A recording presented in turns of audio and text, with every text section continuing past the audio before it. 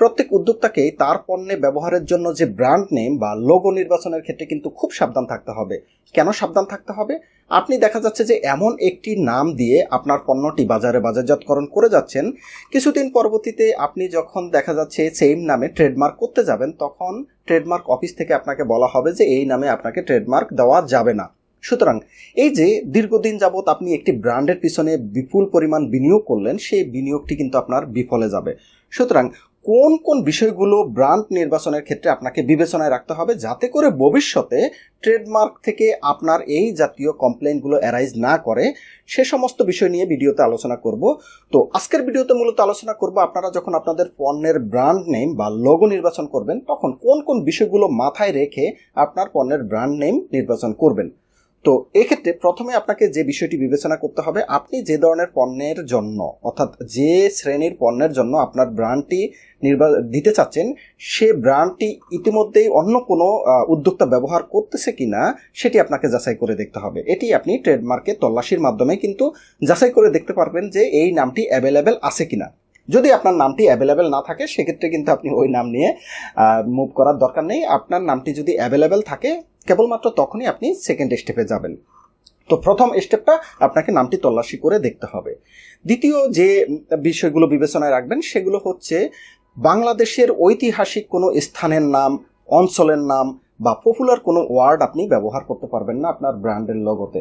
যেমন মনে করুন কুমিল্লার রসমালাই, বা মনে করুন যে অন্যান্য বিভিন্ন অঞ্চলের বগুড়ার দই, এই সমস্ত শব্দগুলো, এই যে অঞ্চলের শব্দ অর্থাৎ বগুড়া, এই সমস্ত শব্দগুলো আপনার লোগোতে না রাখার চেষ্টা করবেন, এতে করে আপনার নিবন্ধন পাওয়াটা ডিফিকাল্ট হবে।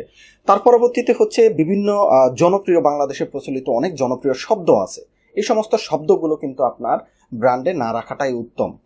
তার পরবর্তীতে তৃতীয়ত যে বিষয়টি আপনাকে বিবেচনায় রাখতে হবে, সেটি হচ্ছে আন্তর্জাতিক বিভিন্ন সংস্থা আছে, সে সমস্ত সংস্থার নাম আপনি আপনার ব্র্যান্ডের লোগোতে ব্যবহার করবেন না, বা ওই সিমিলার যেন না হয়। আন্তর্জাতিক বিভিন্ন, যেমন ILO আছে, তারপরে ইউনেস্কো আছে, ইউনিসেফ আছে, এরকম বিভিন্ন আন্তর্জাতিক সংস্থা আছে। দেখা যাচ্ছে যে আপনি নাম দিলেন ইউনেস্কো ফুড, এখন এটি তো একটা আন্তর্জাতিক সংস্থা, মানুষ বিভ্রান্ত হবে।